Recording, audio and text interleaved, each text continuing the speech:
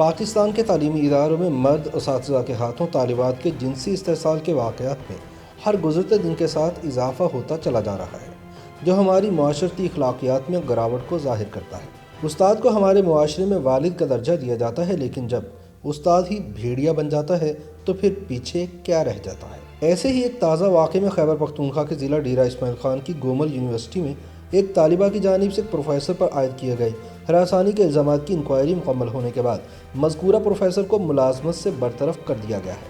شعبہ سیاسیات کی M Phil کی ایک طالبہ نے وائس چانسلر کو لکھے گئے ایک خط میں مذکورہ پروفیسر پر جنسی ہراسانی کے الزامات عائد کیے تھے اور شکایت کی تھی کہ ان کے پروفیسر ان سے فحش گفتگو کرتے ہیں اور انہیں اوریاں ویڈیوز دکھانے کی کوشش کرتے ہیں تاکہ وہ غلط راہ پر چل نکلیں۔ مذکورہ پروفیسر کو نوکری سے برطرف کر دیا گیا ہے، مگر ناقدین کا کہنا ہے کہ طالبات کی جنسی ہراسانی کے مسئلے کا حل صرف برطرفی میں نہیں ہے اور استاد کے روپ میں چھپے ایسے بھیڑیوں کو عبرت کی مثال بنا دینا چاہیے۔ گومل یونیورسٹی کے سنڈیکیٹ نے شعبہ پولیٹیکل سائنس کے اسسٹنٹ پروفیسر زبیر کو انکوائری رپورٹ پر کارروائی کرتے ہوئے اسے ملازمت سے برخاست کیا، تاہم اس کے خلاف کسی قسم کی کوئی قانونی کارروائی نہیں کی گئی۔ رجسٹرار گومل یونیورسٹی کے دستخط سے جاری حکم نامے میں کہا گیا ہے کہ اس واقعے کی تفصیلات کو مد نظر رکھتے ہوئے میجر پینلٹی لگا کر اسسٹنٹ پروفیسر محمد زبیر کو نوکری سے برخاست کیا جاتا ہے۔ اس سے پہلے بھی گومل یونیورسٹی میں جنسی ہراسانی کی شکایات موصول ہوتی رہی ہیں، جن پر ایکشن لیے گئے اور یہاں تک کہ شعبہ اسلامیات کے سربراہ پروفیسر صلاح الدین کو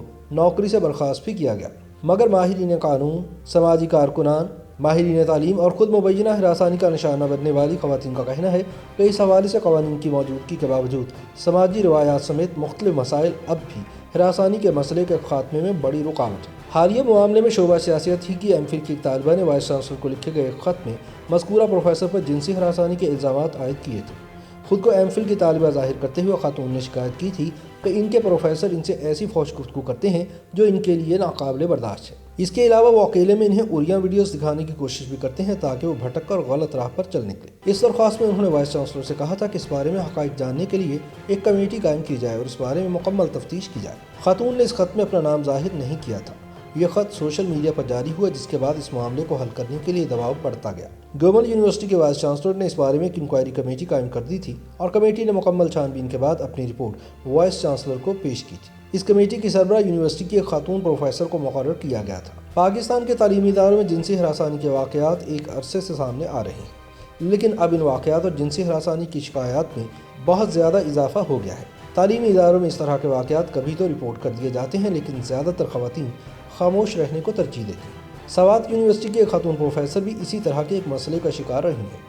انہوں نے اپنے ساتھ پیش آنے والے مبینہ واقعے کی شکایت اپنی یونیورسٹی سے لے کر ہر فورم پر اٹھائی۔ یونیورسٹی آف سوات کے پروفیسر ڈاکٹر ذکیہ کے مطابق جنسی ہراسانی کے معاملے میں اگر خواتین کو ان کے خاندان کی طرف سے مکمل حمایت حاصل ہو تو کسی کو بھی کسی خاتون سے ہراسانی کی ضرورت نہیں ہو سکے۔ ڈاکٹر ذکیہ خود مبینہ جنسی ہراسانی کا شکار ہوئی اور پھر انہوں نے اس کے خلاف آواز اٹھائی۔ ڈاکٹر ذکیہ کے مطابق ان کے 2 بچے ہیں اور وہ کہتی ہیں کہ انہیں ان کے خاندان کی جانب سے اعتماد اور مکمل تعاون حاصل رہا ہے، اس لیے انہوں نے اس کا مقابلہ کرنے کا فیصلہ کیا تھا۔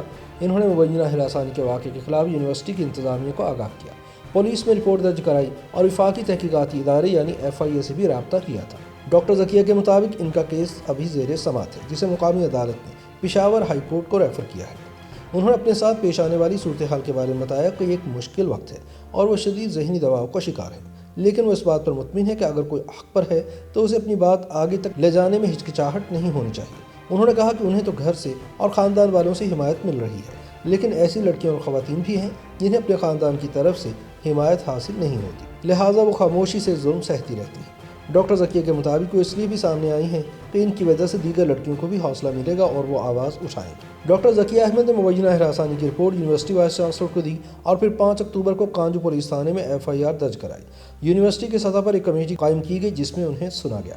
اس کمیٹی میں محکمہ تعلیم کی ایک خاتون لیکچرر اور اسی یونیورسٹی کے اساتذہ شامل ہیں۔ پاکستان کے تعلیمی اداروں میں جنسی ہراسانی کے واقعات پر کام کرنے والے قانون دانوں اور ماہرین تعلیم کا کہنا ہے کہ تعلیمی اداروں میں جنسی ہراسانی کے واقعات تو بڑی تعداد میں پیش آتے ہیں، لیکن ان میں منظر عام پر کم ہی واقعات آتے ہیں جن پر کارروائی کی جاتی ہے۔ ماہر تعلیم اور ملتان کی بہاؤالدین زکریا یونیورسٹی کے وائس چانسلر منصور اکبر کنڈی سے جب رابطہ کیا گیا تو انہوں نے بھی کہا کہ اس میں کوئی شک نہیں کہ ان واقعات اور شکایات میں اضافہ ہو رہا ہے۔ انہوں نے کہا کہ تعلیمی اداروں میں اساتذہ اور طالبات کے علاوہ طلباء اور طالبات کے درمیان بھی ہراسانی کی شکایات آتی رہی ہیں۔ انہوں نے کہا کہ اس بارے میں اداروں میں ہراسمنٹ کمیٹی یا اس سے ملتی جلتی کمیٹیاں قائم ہیں، لیکن اصل بات ان کمیٹیوں کی کارکردگی ہے۔ کیونکہ سارا انحصار ان کمیٹیوں پر ہے۔